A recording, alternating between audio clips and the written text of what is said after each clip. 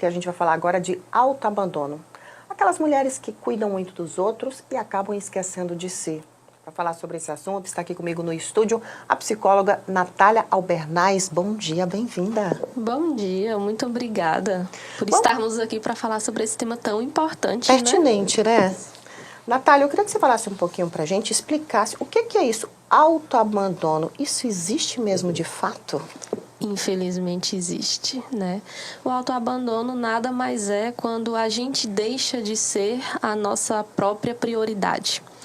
Quando a gente pensa no abandono, né? Porque a gente já desistiu. A gente desistiu de algo, de alguma coisa.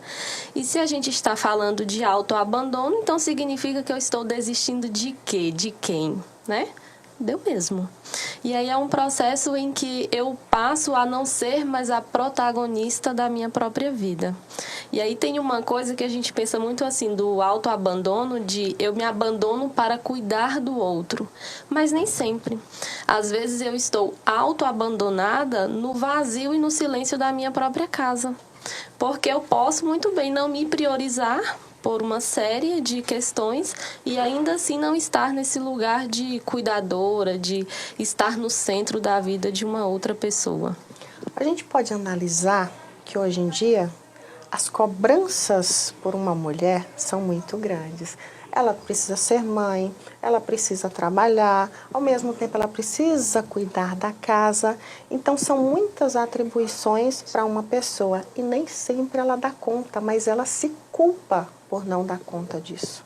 Sim, e isso colabora muito para o autoabandono, porque o abandono ele pode vir por uma falta de uma autoestima, né? Uma autoestima rebaixada em que eu não vejo muito sentido em investir em mim mesmo, porque eu já não acredito nesse meu potencial. Mas o autoabandono pode vir também por esse excesso, esse acúmulo de funções. Sobra muito pouco tempo para você se priorizar. Então a mulher ela é multitarefa, ela é multifunções, né? Eu tenho meu trabalho, eu sou esposa, eu sou mãe, eu sou profissional, eu sou empreendedora, eu sou uma série de coisas, eu sou filha, eu sou um monte de coisa, né? E às vezes há uma dificuldade em você determinar a prioridade para você mesmo. Então, a gente ouve muito assim, né? Ah, eu gostaria de fazer tal coisa, iniciar tal curso, Nunca investir, começa, né? mas eu não tenho tempo. E aí a resposta é, eu não tenho tempo. Mas por que eu não tenho tempo? Porque eu não me coloco como prioridade.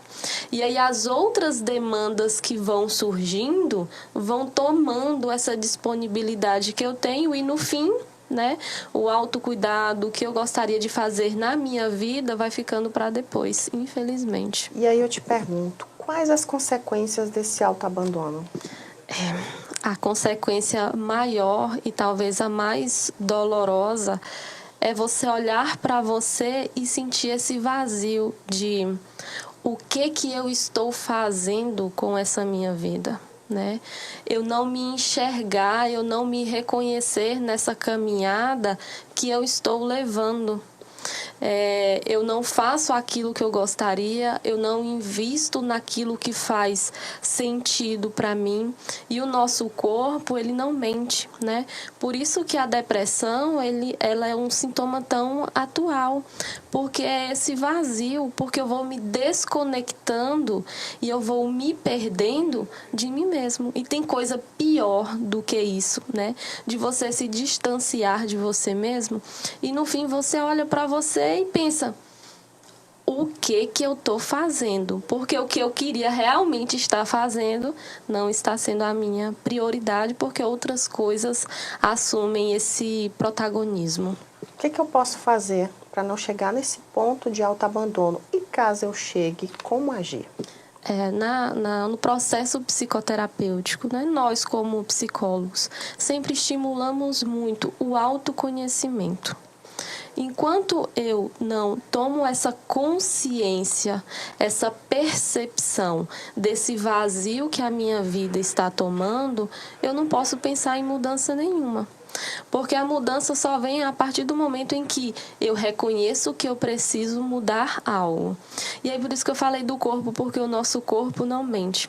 No autoabandono, às vezes a gente é muito influenciado a dizer sim para tudo, né? Aquela dificuldade de colocar limites, de dizer não, de colocar o outro como prioridade. E isso é quase que natural e impossível. Quando você vê, você já está lá fazendo aquilo que você nem queria. Só que o que o nosso corpo faz? Internamente, nós sentimos aquele: eu não queria estar aqui, eu não queria estar fazendo isso. E o autoconhecimento, ele pode vir a partir daí, dessa percepção corporal, porque a partir do corpo a gente sente. Então, o que o meu corpo ele está me dizendo, o que o meu corpo está tentando se comunicar comigo quando eu digo sim para todas as coisas, quando eu não coloco limite, quando eu não me priorizo, quando eu penso naquela coisa que eu queria estar fazendo, mas eu não estou. E aí se vem aquela sensação assim de fiz a coisa errada, é porque possivelmente você está tomando um caminho que não é o caminho da sua autenticidade. Então a pessoa precisa se cuidar, repensar e, claro, primeiro a mudança vem de dentro, né? Como você bem colocou. Com certeza. Queria muito agradecer sua participação, muito bacana falar sobre esse assunto contigo. Obrigada. Eu que agradeço.